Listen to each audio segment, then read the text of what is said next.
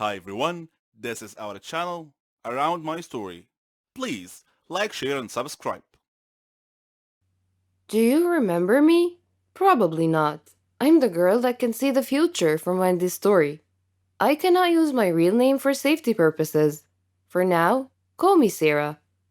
I might have sounded evil or even crazy in Wendy's story, but believe me, this is not even close to the truth. Let me tell you about myself. I come from an extremely strict family. I'm not allowed to have friends, I'm not allowed to leave the house except for school, and I'm barely allowed to access the internet. I live with my mom, my dad, and my much younger brother. I wouldn't say we're homeless, but we are poor. I discovered my power when I saved my mom's life one time. I was only a kid, and we were picking up my brother from daycare. Right before my mom crossed the street, I blacked out and had my very first vision. I ran out of the car and screamed for her to stop. The second she froze in her place, there was a car accident. She could have died. She cried and hugged me, but never cared to ask how it happened. We're not a close family, so I never told anyone. I kept having those visions ever since. Years later, I learned how to control them. The few minutes of internet I was allowed, I always tried to look for a reason why or how I got my power. I never got an answer. I needed a distraction because I felt lost and like I did not belong. Now that I'm finally in high school, I asked my parents if I could have a part time job after school. They never gave me any money, and to be honest, I needed some. I knew they were going to say no, but to my surprise, they agreed on one condition that I give them half of my paycheck. I agreed. I got a job as a waitress in a local restaurant, and it was weird dealing with new people, but it was also so exciting. I quickly made a couple of friends who worked with me. I couldn't bring myself to trust them, but at least I had someone to talk to. One day at the restaurant, I heard some customers talking about something called the dark web. I wondered what it was. After my shift, I casually mentioned it to one of my colleagues. He explained everything to me. It was on my mind day and night. It sounded like a place full of weird people, just like me. With my first paycheck, I bought a new phone and kept it a secret from my parents. I immediately used it to access the dark web. It didn't look scary to me. I entered the chat room and decided I wanted to tell my secret to a stranger. You know what they say. Confide your heart to a stranger. The guy seemed harmless, and he actually listened to me. Next day, I found an email from an unknown address. It was a picture of my house. I got so scared, and I turned off my phone. I went to school, and when I came back, my phone was turned on. There was another email, and it read, "You're going to help us accomplish a few missions. You'll get your share of the money. Meet me at this address at 11 p.m. tonight. If you try to act smart, you'll regret it." I had no idea what to do, but I knew I had to go. I snuck out that night and met the person from the email. He wore a mask and he threw some pictures at me. They were pictures of my family members. The first thing he said was, "Do you want them dead?" I shook my head. He said, "A quick test. What's going to happen in a few seconds?" I opened my eyes wide and said, "A black car will come pick us up." He nodded his head in approval. He blindfolded me and put me in the car. After a few minutes, he said, "You're coming with me. The guys here will do the work, and you will guide us." I nodded my head, even though I didn't know what he was talking about. Much later, they drove me back to the same address, gave me some cash, and threw me out the car. I removed the blindfold, and it was already morning.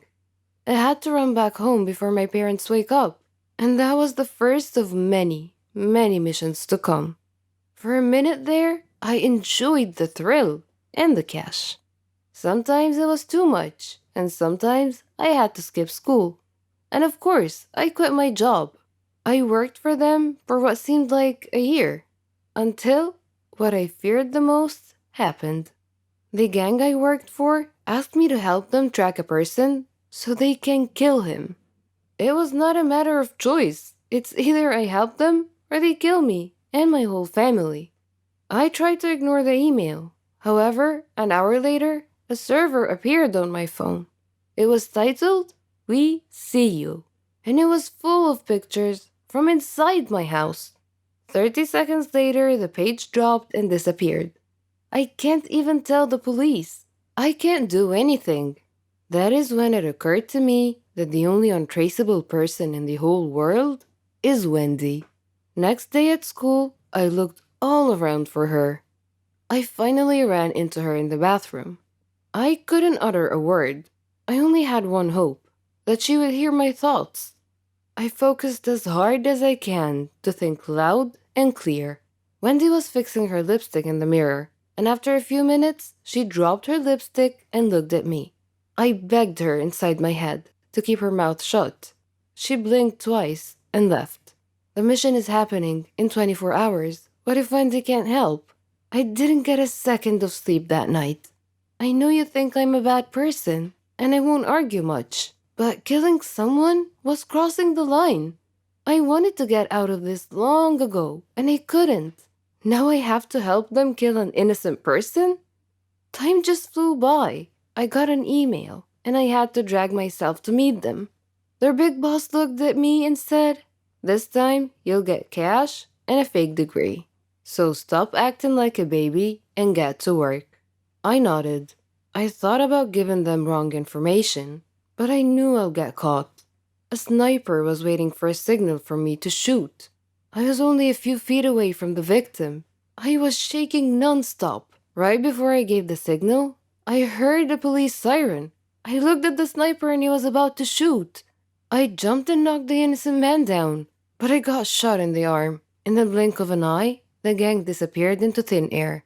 Police called paramedics, and to my surprise, Wendy was here. She practically saved my life. Or are they going to find me and kill me and my family?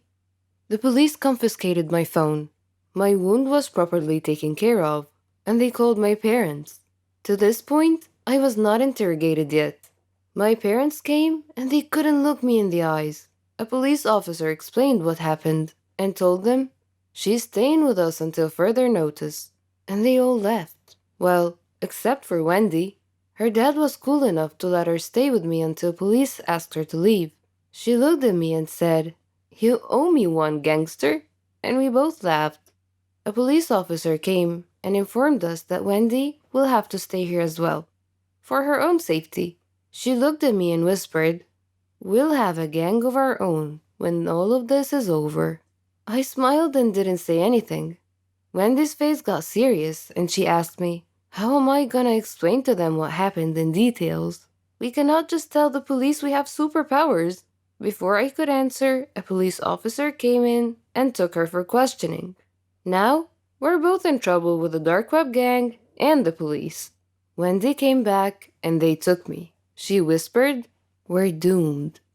I thought to myself so that Wendy could hear me say, "Oh, you think we're doomed? Wait until the gang finds us, and they will." I left the room feeling scared as ever. Do you guys think we'll ever be safe again? Do you think I got Wendy in trouble? Can I ever make up for the mess I made? If you want to know what happened to us, let me know in the comment section below. Don't forget to hit like and subscribe. Taking responsibility is a great thing, especially when you can see the result of your efforts in front of your eyes and when your family is so proud of you. But sometimes you are forced to hide your achievements to make your family happy. This is what I had to do. My name is Kareem. I'm 21 years old, and I would like to tell you my story. When I was 15, I lived with my mother and my little brother, Chris, in a small apartment in a neighborhood close to a hospital called Central Hospital. I was working in that hospital at this time.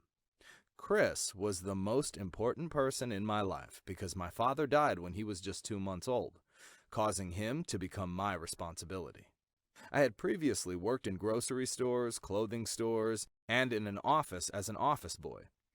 Then one of my friends told me that Central Hospital had an opening for a doctor's assistant and that they would train the new hire for the job. Thus began my work as a nurse. I was a hard worker, so I became one of the top nurses in the hospital. But my dreams were bigger than this because I wanted my family to have a good standard of living. Unfortunately, my current low salary couldn't get us where I wanted us to be. One day, Gabriel, one of my colleagues at the hospital, called me. We didn't know each other well because we had only greeted each other in passing in the hallway. So we met and I sat down with him. He told me he had been watching me closely for a long time, and he knew that I desired more money than what I was making, and that this was what had prompted him to speak with me. He told me that he could help me earn a lot more money. I asked how, and he explained that some people need some stuff from the hospital, and we could help them get it. Medicine, you mean? I asked. No, he answered.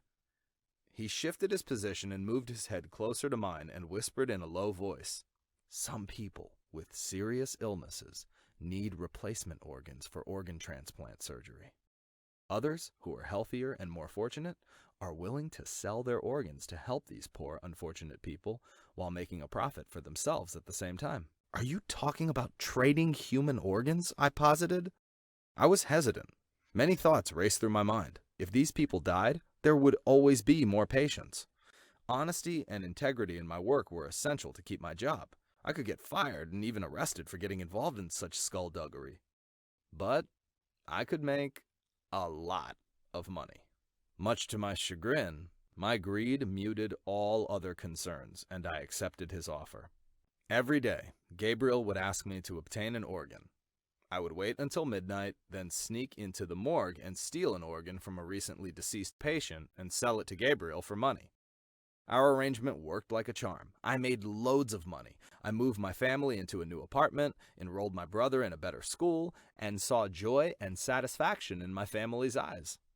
Then one day, Gabriel asked me to get him a kidney for a patient with an urgent and serious condition. I searched the morgue but couldn't find an identical match for the patient's kidney profile. I noticed that a living patient, a man with a serious heart condition, happened to be a good kidney match for our needs, but Gabriel needed a replacement kidney in 2 days. What could I do? I told myself that this patient with the heart condition case would likely die sooner rather than later. So, why not end his suffering a little early? So I called Gabriel and told him that he would get his kidney after midnight. I entered the patient's room and gave him an empty injection, basically causing an air embolism. A few minutes later, a nurse came in and found him dead. Once they moved his body to the morgue, I removed his kidney. I had unwittingly become the angel of death. I felt no remorse for my actions, though, until I met a patient named Catherine, who had developed a serious brain tumor. Her bad fortune made Gabriel ask for a new heart for a kid, so I made up my mind to end Catherine's suffering. It was for a good cause, after all, right?